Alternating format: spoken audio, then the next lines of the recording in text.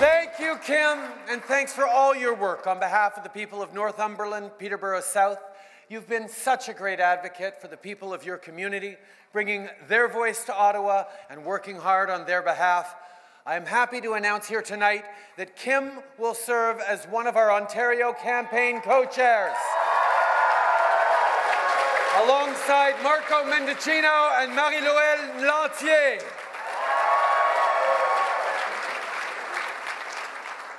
What an incredible crowd. How you feeling tonight, Mississauga?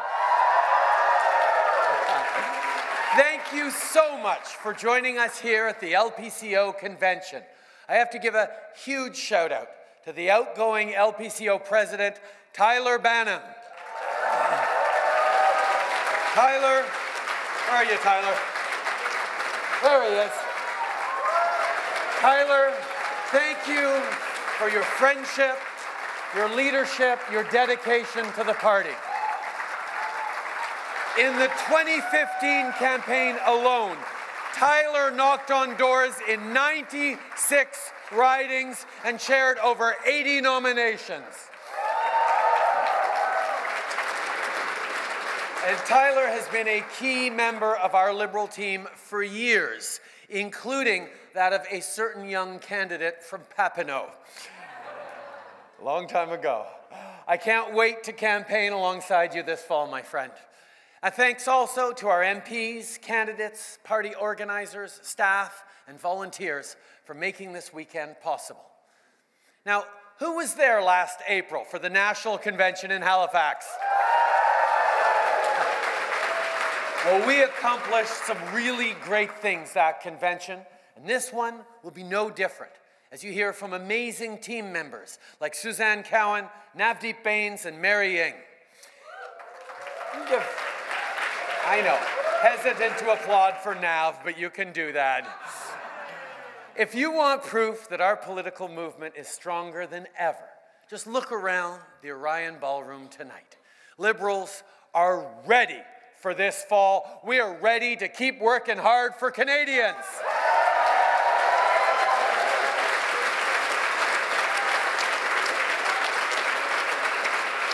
After all, we've seen what hard work can accomplish as we celebrate the lowest unemployment rate in 40 years, over 900,000 new jobs, and nearly 300,000 kids lifted out of poverty.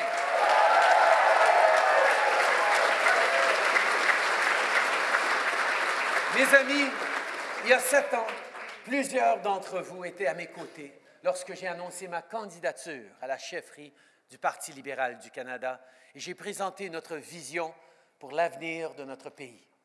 Un avenir où la classe moyenne et ceux qui travaillent fort pour en faire partie pourraient compter sur leur gouvernement. C'est un message qui a touché beaucoup de monde, et avec raison. Les gens en avaient assez de l'approche de Stephen Harper, assez d'un gouvernement qui ne nous écoutait pas, qui ne nous comprenait pas, assez d'un gouvernement qui avait une vision étroite de ce que notre pays pouvait et devait être. Et lorsqu'on est arrivé au pouvoir, on savait qu'il fallait faire les choses différemment. Et on y a travaillé fort à tous les jours pour y arriver.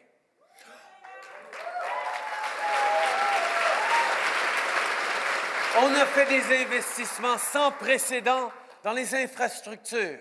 On a conclu des nouveaux accords commerciaux ambitieux et on a offert plus d'aide aux petites entreprises. Et surtout, on a investi dans les familles, les travailleurs, les aînés et les étudiants parce que lorsque les gens ont confiance en l'avenir, c'est toute l'économie qui en profite.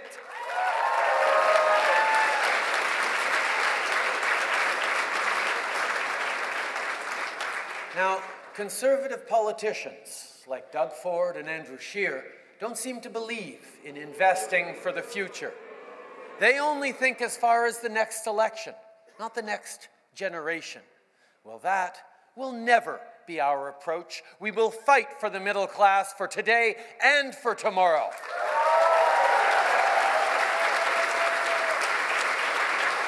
And that includes giving more money to parents, cutting taxes, supporting students, investing in infrastructure, and securing vital trade deals thanks to the incredible work of ministers like Chrystia Freeland.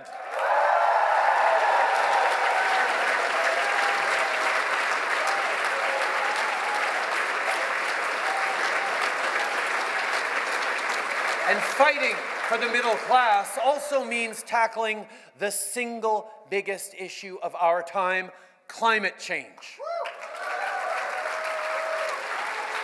We just saw the release of Canada's Changing Climate Report, a major survey of peer-reviewed research that helps us better understand how climate change is impacting our country. The results are what we expected. Canada is in a really tough spot. Our country is warming nearly twice as fast as the rest of the world. Yes, you heard that right. Nearly twice as fast. Now, our opponents say that climate change isn't an economic issue, and so we should just ignore it. You know and I know they couldn't be more wrong. Climate change is a massive economic threat to middle-class Canadians, and we have to deal with it now.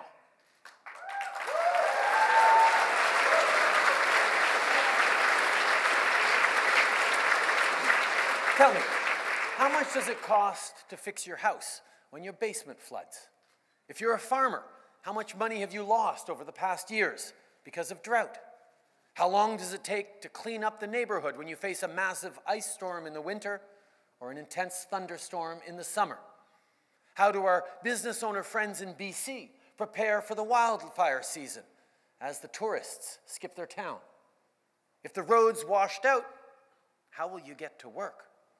And what about insurance? Where will you find the extra money when you're faced with higher premiums? Climate change is an economic issue.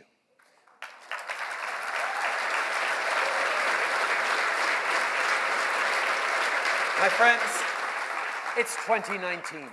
Climate change is real, and we see the impacts all around us, including in our bottom lines.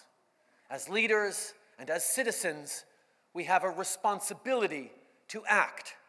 And that means that as a politician, if you do not have a plan for the environment, you do not have a plan for the economy. In fact, you do not have a plan for the future. Notre génération est la première à savoir comment régler le problème, mais la dernière à pouvoir agir à temps. On doit absolument être à la hauteur du défi. C'est primordial pour nos enfants et nos petits-enfants, pour la classe moyenne et les gens qui travaillent fort pour en faire partie, pour nos communautés et pour notre pays, pour aujourd'hui et pour demain. C'est pourquoi, sous l'incroyable leadership de Catherine McKenna, notre gouvernement passe à l'action.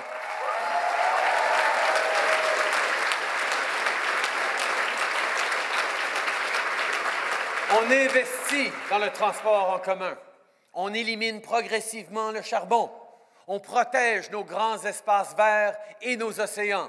On travaille avec le secteur des technologies propres pour saisir de nouvelles opportunités qui représentent plusieurs millions de dollars pour notre pays. Et on envoie de l'argent directement aux municipalités pour combler les besoins en matière d'infrastructure. Comme ça, les petites et grandes villes pourront réduire les émissions à gaz à effet de serre et créer de bons emplois. Conservative politicians like Doug Ford and Andrew Scheer believe it should be free to pollute in this country. We disagree. That's why we put a price on the pollution that causes climate change. We're making polluters pay and putting money back in your pocket.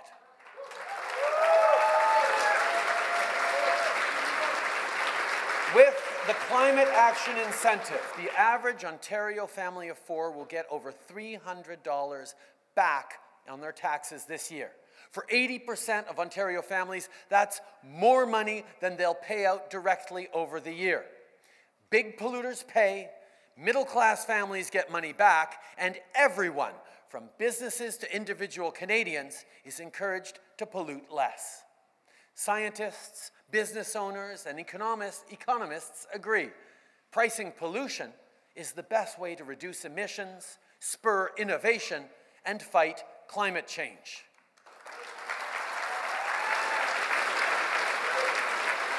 Of course, meanwhile in Ontario, Doug Ford just fired Ontario's chief scientist, just like Stephen Harper muzzled climate scientists. He scrapped the mandatory vehicle emissions test. He got rid of the province's cap-and-trade program, which funded energy efficiency initiatives for homeowners, renters, and businesses.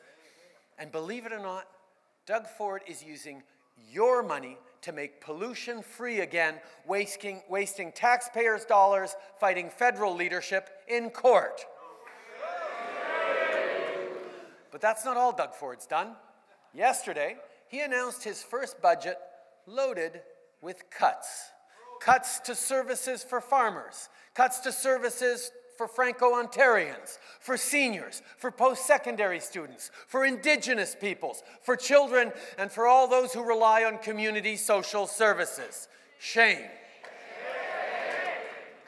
And Andrew Scheer? Well, Andrew Scheer takes his cues from the Ontario Premier, so Canadians can expect much of the same if he ever gets elected.